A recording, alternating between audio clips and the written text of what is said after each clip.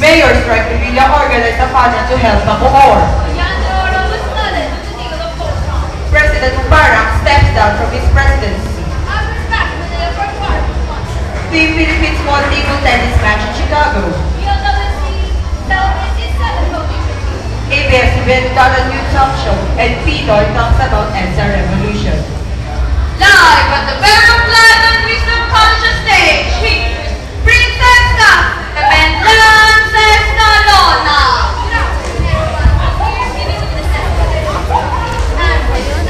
You're here at the biggest and the strongest news show on planet. I'm Lances Nalona. And this is Fourth Year DN. For our local news, Mayor Strike Revilla organized a panel together with a gay beauty pageant for the fundraising of the Bacoor. Here's Patricia Delica for the report. Thank you, Lance. A fundraising in the gay beauty pageant was organized by Mayor Strike Revilla with its subordinates. Here's Mayor Strike Revilla for something. This project was planned a month ago and it will benefit all students and other public schools in the village of Bacoor. For the pageant, contestant number 1.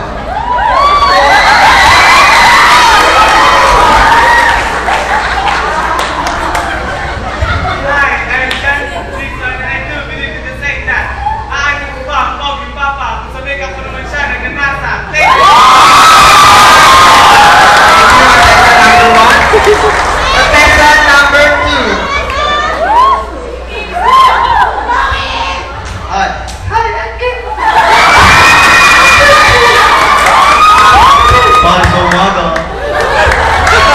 Thank you, contestant number 2. Now, contestant number 3.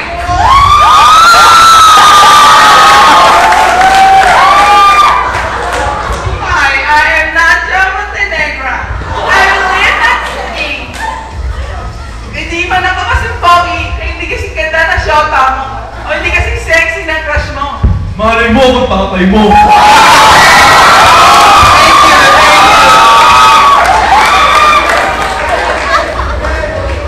Okay. And the winner is contestant number 3.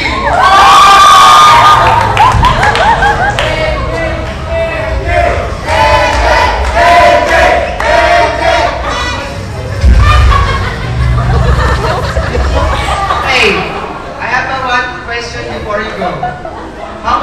What can you say about the women of today? Thank you for that beautiful question, sir. I think that the women of the day, the women of tomorrow, it's the men of the day.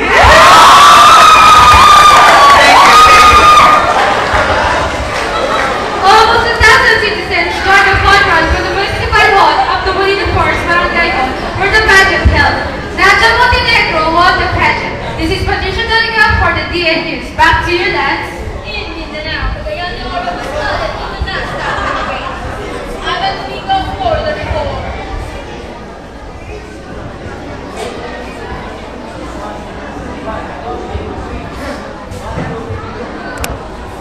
Cagayan de Oro City was passed by a flash flood due to NASA heaven.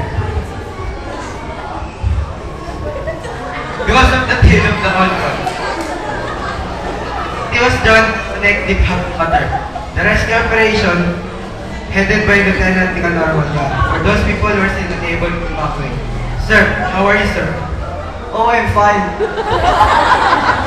Sir, what happened? My friends and I were drinking, and suddenly a heavy storm came out. But thank God I was... Oh, that's all for the Cagayan de Oro City. I'm Ivan Domingo reporting. More news when Fourth Year DN comes back.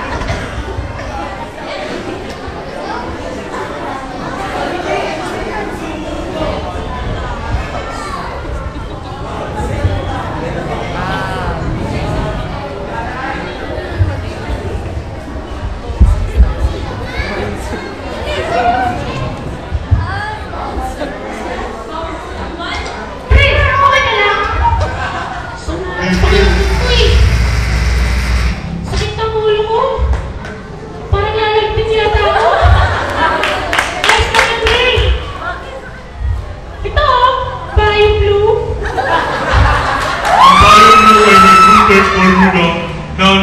nagpapagali sa anuman sakit. Kaya, kahit sa Bio Flu, babangon ka sa sakit.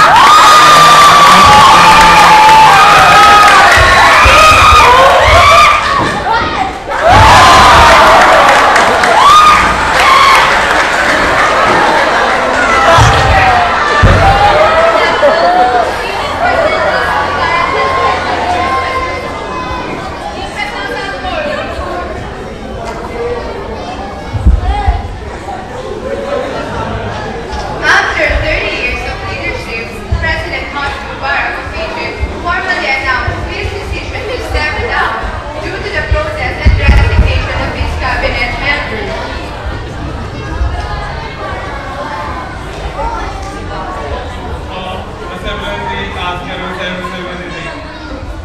I, Hosni Mubarak, decided to yield for the demands of my people.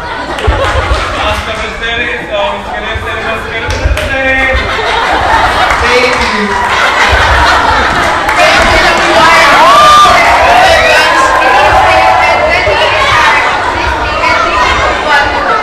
Now that he has stepped down, this Secretary will handle the government until the staff election has been held.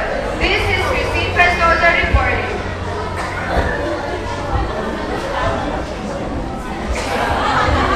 Now that President Mubarak has stepped down, protesters in Egypt declared a very festive celebration outside the presidential palace. Here's Jenna Agaton live from Cairo, Egypt. Jenna? Good day to you, lads. As you can see at my back, people were having a festive and a very cheerful celebration because of the announcement of President Mubarak. Together with me here is Mr. Hossein Marbaluk, one of the leaders of the protesters outside the palace. Good afternoon, sir. What do you think are the sentiments of your people now that President Mubarak was not already in power?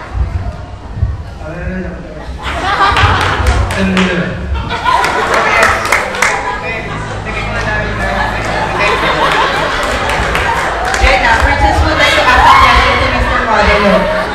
Go ahead, Princess. Mr. Marbaluk, do you believe that something will change because of the decision of President Mubarak?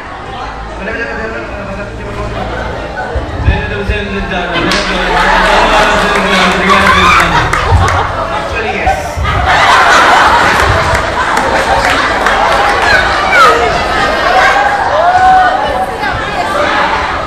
They will have a formal celebration on February 27, which will be organized by the cabinet members. That's all here. Back to you, Lance. That's Jenna Agaton live from Cairo, Egypt. More news to come. Order the end. Comes back.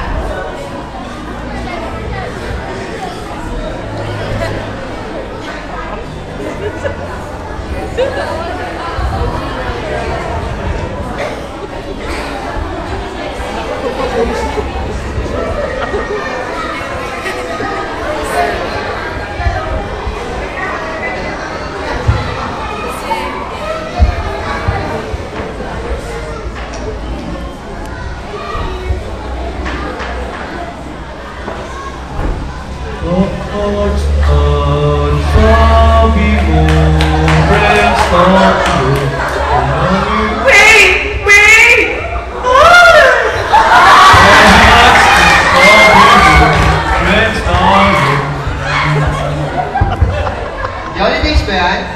Yes, sir. It's the holidays. Mag-order nga ang dalawa. Wait lang, sir.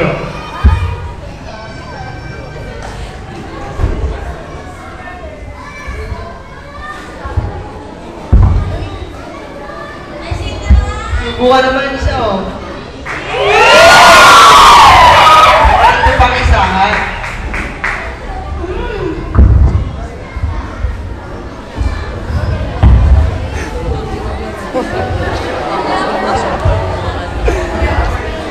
For your sports news, here's Michelle Dadaran live from BLWC. Michelle?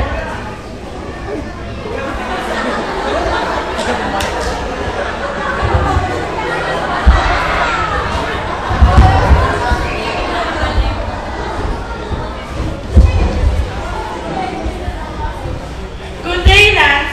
I'm here in the BLWC lobby and they were celebrating their 7th Foundation Week. For the sports today,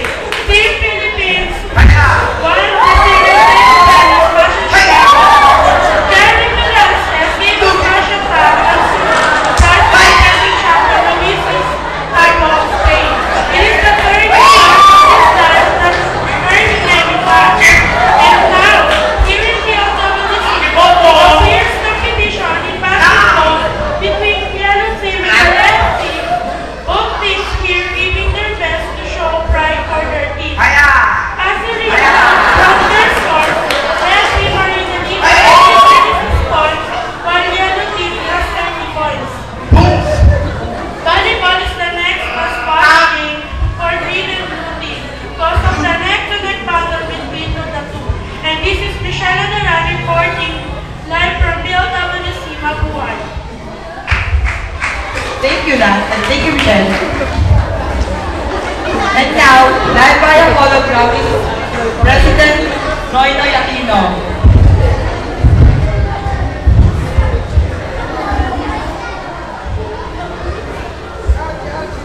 Good day, sir.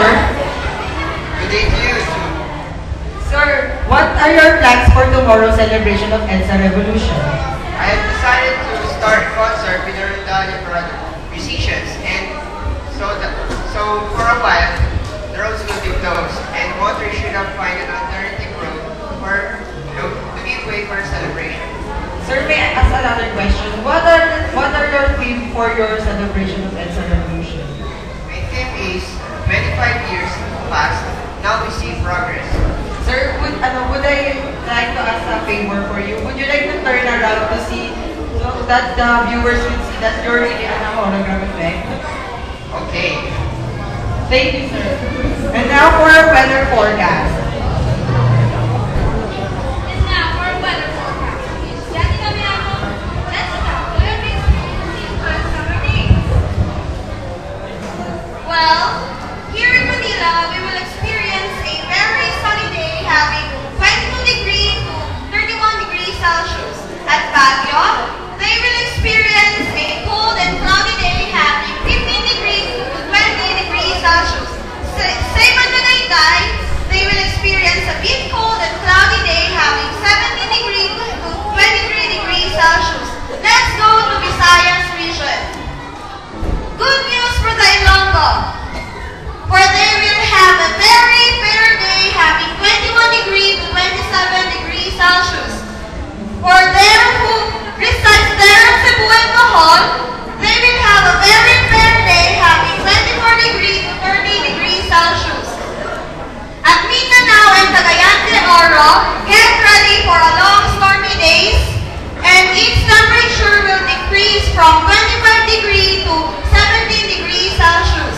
At Zamboanga, they will have a rainy day, and its temperature will be at 24 degrees to 29 degrees Celsius. For those busy people, it's a great day to have a vacation somewhere in Laguna because they will have a fair and sporty day. Thank you.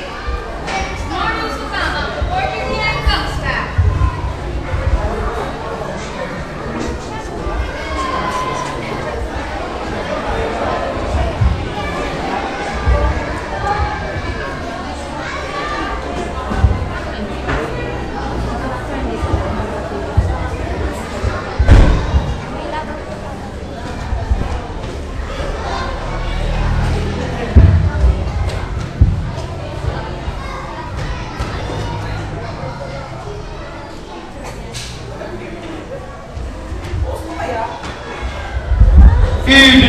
I-delete! Post-it. Overload. Kaya wala ako.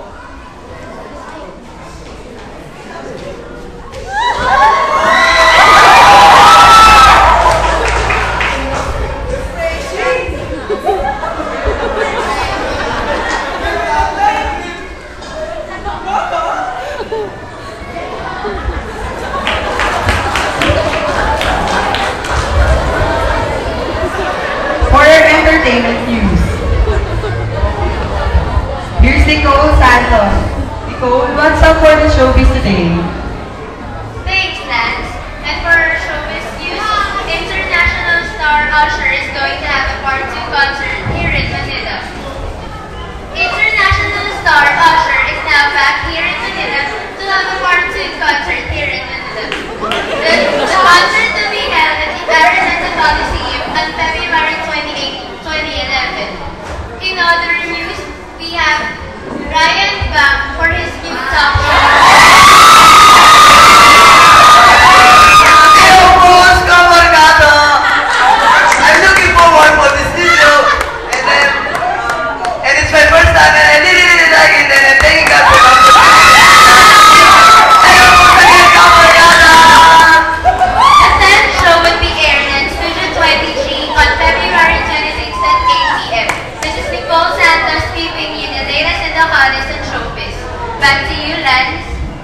Nicole. For more news updates, just text news/on and send to 23664 all networks.